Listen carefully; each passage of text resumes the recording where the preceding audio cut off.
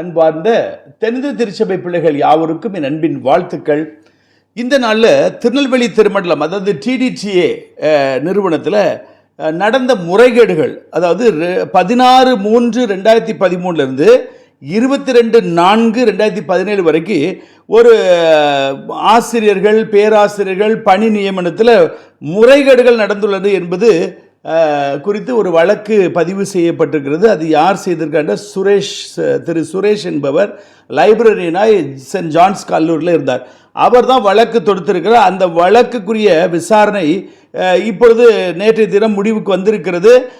அந்த உயர்நீதிமன்றத்தில் என்ன சொல்லியிருக்கிறாங்கன்னா, சிபிசிஐடி விசாரித்து அறிக்கை சமர்ப்பிக்க உயர்நீதிமன்றம் உத்தரவு. சிபிசிஐடி போலீஸுக்கு உத்தரவு கொடுத்திருக்கிறாங்க நீதியரசர்கள். பாருங்க, மனிதன் அன்று கேட்பான், கடவுள் நின்று கேட்பான். கொஞ்சம் லேட் ஆகும், அவ்வளோதான்.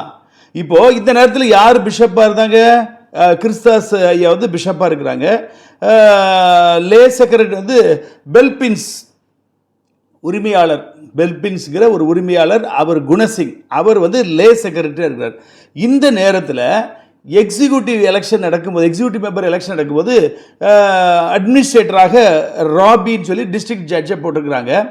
அவருடைய தலைமையில் கூட ஒரு 7 எக்ஸிக்யூட்டிவ் மெம்பர் வந்து தவறுதலாக தேர்ந்தெடுக்கப்பட்டார். அதாவது அந்த ஓட்டுலாம் சரியாக போடல, அது அவர் ராங்காக தேர்ந்தெடுக்கப்படும் சொல்லி இவங்க முறையீடு, அது நீதிமன்றத்துக்கு முறையீடு, மேல்முறையீடு பண்ணும் பொழுது அங்கேருந்து திரும்ப ஜஸ்டிஸ் ரத்னராஜ், ஓய்வு பெற்ற நீதிபதி ஜஸ்டிஸ் ரத்னராஜ் அவர்களை நியமித்தார்கள். அவர்கள் வந்து திரும்ப நடத்து செக் பண்ணி பார்க்கும்பொழுது 7 எக்ஸிக்யூட்டிவ் மெம்பர் வந்து தவறுதலாக அவர்கள் தேர்ந்தெடுக்கப்படாமலே அவர்கள் பெயரை தேர்ந்தெடுத்ததாக காட்டியிருக்கிறார்கள். ஆக இந்த நேரத்தில் என்ன நடக்க பாருங்க, இந்த இவ்வளவு ரத்தன்ராஜ் ஐயா வந்து அதை தவற கண்டுபிடிச்சு சொன்ன பிறகும் இவர்கள் துணிகரமாக என்ன செஞ்சிருக்காங்க, பழைய எக்ஸிக்யூட்டிவ் வச்சு தீர்மானம் போட்டு எத்தனை பேரை அப்பாயின்மெண்ட் பண்ணிக்க பாருங்க. கிட்டத்தட்ட பிரதிவாதிகள் எத்தனை பேர் இருக்காங்க? 47 பேர். இந்த 47 பேர் ஒரு 7 பேர் அதிகாரிகளும் வச்சுருக்கீங்களேன். இவ்வளோ பேரை முறைகேடாக வேலை பணி அமைத்துக்காக சீனியாரிட்டி பைபாஸ் பண்ணி எக்ஸிக்யூட்டிவ் மெம்பர் தேர்ந்தெடுக்கப்படாத எக்ஸிக்யூட்டிவ் கள்ளத்தனமாக தேர்ந்தெடுக்கப்பட்ட அந்த 7 எக்ஸிக்யூட்டிவ் மெம்பரை வைத்து தீர்மானம் வைத்து அன்றைய தினம் சம்பாதிச்ச. இதில் யார் மேலே போட்டிருக்கிறாங்க case? Secretary, government higher education, the director of college education, the joint director of college education, Manoன்மணி Sundaranar university, Church of South India Synod, Tirunelveli Diocese Trust Association, Tirunelveli CSI Diocese represented by its bishop. சரியா? the secretary சாரா டக்கர் கல்லூரி, the secretary John's கல்லூரி, the bishop என்று சொல்லி இத்தனை பேர் மேலே complaint. இதுக்கு மேலே committee Stanley Davis Mani, assistant professor வரிசையாக வருது. Abraham assistant professor, Sylvia assistant professor, Sheela assistant professor, Annie Kutty assistant professor, இப்படி நிறைய அசிஸ்டன்ட் ப்ரொஃபஸர்ஸ், அப்புறம் பிஜி அசிஸ்டன்ட், இப்படி இத்தனை பதவிகளை ஒரு துணிகரமாக செய்து இன்றைக்கு அது வினைக்கு வந்துவிட்டது. பழைய ஆட்கள்லாம் குணசிங்கையா, இப்போ இளைய செக்ரட்டரி, அதுக்கப்புறம் ஒரு டேன் வந்து அடுத்த டேன் வந்தாச்சு. ஆனாலும் பழைய கதையை கர்த்தர் தோண்டி எடுக்க வைத்திருக்கிறார். இது வந்து எதற்காக இப்போ நான் உங்களுக்கு சொல்லுகிறேன்னா, ஆண்டவர் கிரியை செய்யக்கூடிய காலகட்டத்துக்கு வந்திருக்கோம். இதே தான் தூத்துக்குடி டைசிஸ், இதே தான் திருநெல்வேலி டைசிஸ். யார் யாரெல்லாம் கள்ளத்தனமாக அவர்கள் உள்ளே வந்தார்களோ அவர்கள் மீது நடவடிக்கை எடுக்கப்படும். அங்கே மார்டினுடைய மனைவி, மார்டின் செனாடில் மேனேஜர், அவருடைய மனைவியை எங்கே போட்டிருக்காங்க? தூத்துக்குடியில் உள்ள காலேஜில், போப்ஸ் காலேஜில் லெக்சராக போட்டிருக்காங்க, ப்ரொஃபஸராக. அதே இது எஸ்டிகே தன்ராஜ் சாமியல், அதாவது எஸ்டிகே ராஜனுடைய சித்தப்பா பையன் தன்ராஜ் சாமியல், அவருடைய மகளை நேசரத்து போப்ஸ் காலேஜ் இதில் மர்காசிஸ் காலேஜில் லெக்சராக போட்டிருக்காங்க. இதுதான் முறைகேடு. இதே போல் நிறைய பேர் வேறு ஊரில் இதெல்லாம் போட்டுக்கிறாங்க, கோயம்புத்தூர் அந்த பக்கத்தில் இதெல்லாம் போட்டு, இது எல்லாம் தோண்டி எடுக்கப்படும். இங்கேயும் வழக்கு பாயும். ஏற்கனவே உள்ளே சேர்ந்திருந்தாலும் அது செல்லாது. ஆகவே இப்படிப்பட்ட இனியாகலும் ஜாக்கிரதையாக இருங்க. இப்போ வர்ணவாஸ் காலத்தில் நிறைய போஸ்டிங் போட்டிருக்காங்க, எல்லாம் ரோட்டுக்கு வந்துடும். கமிட்டி கிடையாது, ஒரு மண்ணு கிடையாது, எதுவும் கிடையாது. தன்னிச்சையாக சுயேட்சையை எல்லாம் செஞ்சு முடிச்சிட்டாரு. அவர் நினைக்கிறாரு எல்லாம் இவங்கெல்லாம் கேஸ் போட்டு முடிக்கிறதுக்குள்ள நம்ம செத்து போயிடுவோம் நினச்சிக்கிட்டு இருக்காருன்னு நினைக்கிறேன். ஆனால் இந்த வழக்கு கொஞ்சம் டிலே ஆகிருக்கு, கிட்டத்தட்ட 10 வருஷம் ஆயிடுச்சு. ஆனால் இனி நடக்கக்கூடிய காரியங்களை துரிதமாக கர்த்தர் செய்வார், நான் இறங்கி இருக்கிறேன். ஆகவே எல்லா திருச்சபை மக்களும் ஜாக்கிரதையாக இருங்க. இந்த பணத்தை முண்டி அடித்து கூட கொடுக்காதீங்க. இப்போ பாருங்கள், நான் தூத்துக்குடியில் கேள்விப்படுறேன், தூத்துக்குடி நேஷனல் டைஸில் இப்பொழுதே அடுத்த ஆட்சி வருவதற்கு முன்கூட்டியே பணத்தை பேரம் பேசியிருக்காங்க. காலேஜ் லெக்சரர் பதவிக்கு 80 லட்சம் 1 கோடி பேசிக்கிட்டு இருக்காங்க அணிக்காரங்க.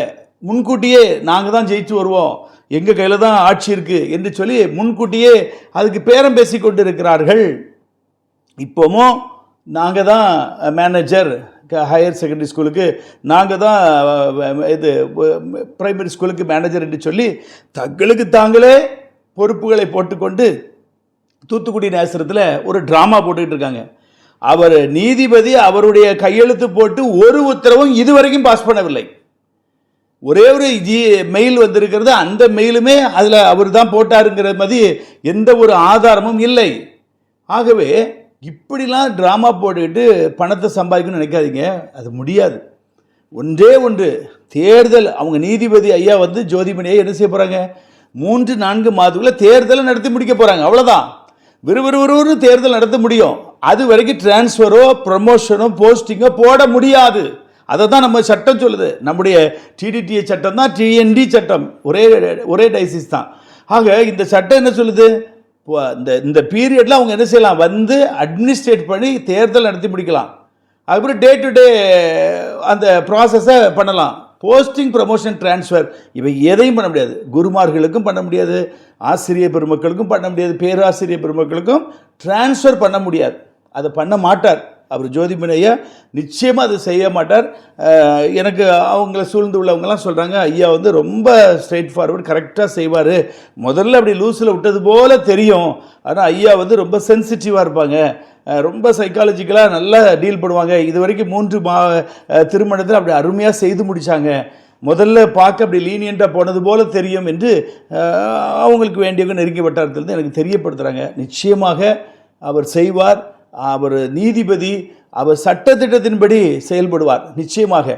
அதனால் இவங்களே பழைய ஆர்டர் காப்பியை வச்சுக்கிட்டு இவங்களே பாட்டு பாடி ஒவ்வொரு ரூமை போய் திறந்துக்கிட்டு இவங்க கும்மாளம் போடுறாங்க. ஆனாலும் சட்டத்திட்டத்துக்கு ஐயா வந்து கட்டுப்படுவாங்க நிச்சயமாக. அவங்க நீதிபதி, அவங்க சட்டத்தை உருவாக்குன இடத்துல உள்ளவங்க, சட்டத்தின்படி தீர்ப்பு கொடுத்தவங்க. இன்றைக்கு அவங்க ஓய்வு பெற்ற நீதிபதி தான், ஆனாலும் அவர்கள் அந்த சட்டத்தை மதிப்பார்கள், சட்டத்தை மீறி செய்ய மாட்டார்கள் என்று நான் 100க்கு 100 நம்புகிறேன்.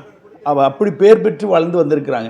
ஆகவே இவங்க வந்து நினைக்கிறாங்க தான் பலத்தில் தான் அந்தஸ்தில் எல்லாம் செஞ்சிடலான்னு சொல்லி, அது நடக்காது நடக்காது நடக்காது. ரெண்டாவது, அந்த டபுள் பெஞ்சில் வந்து ஒரு ஒரு இந்த குறிப்பிட்டவருக்கு என்ன செஞ்சுருக்காங்க, எஸ்டிகே ராஜன் மற்றும் ஜபா மற்றும் அநேகருக்கு என்ன செஞ்சுருக்கிறாங்க, வாக்குரிமை கிடையாது, அவங்களுக்கு வந்து பாக்கிதாரர் என்று அறிவிக்கப்பட்டு விட்டாச்சு.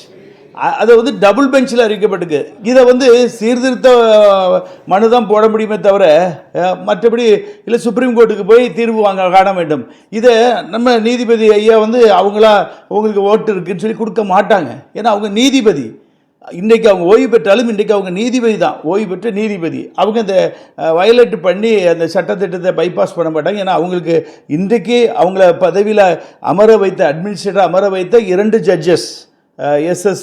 சுந்தர் மற்றும் தனபால் ஐயா நினைக்கிறேன். இவங்க இருவரும் இணைந்து தான் இந்த உத்தரவை கொடுத்திருக்கிறார்கள். ஆகவே அவர்கள் தான் இன்றைக்கு நம்ம அட்மினிஸ்ட்ரேட்டராக யார் நம்ம ஐயா யார் ஜோதிமணி ஐயாவை அப்பாயின்ட் பண்ணியிருக்காங்க. இந்த ஜோதிமணி ஐயா தான் இன்றைக்கி என்ன தேர்தல் நடத்தி வைக்க போகிறாங்க. அவங்க அந்த தேர்தல் முடிவு காலம் வரைக்கும் அவங்க ஒருதலை பட்சமாக இருக்க மாட்டாங்க, எல்லாரும் அனைத்து நல்லா செய்வாங்க என்று சொல்லி நம்பப்படும் வட்டாரத்தது தகவல்கள் வந்து கொண்டு இருக்கிறது. ஆகவே கும்மாளம் போடுறவங்க உங்கள் கற்பனை ஆசைக்காக சும்மா கும்மாளம் போட்டுக்கிடுங்க, சப்ஜெக்டுகளில் ஒன்றும் நடக்காது. அதே போல் ஆன்மீக அணி சார்பில் நிச்சயமாக கர்த்தர் ஒரு பெரிய வெற்றி சிறக்க போகிறார். எனக்கு அப்படி இப்போ என்னுடைய மனசில் அப்படி ஃப்ரீயாக டிரான்ஸ்பரண்ட்டாக தருது.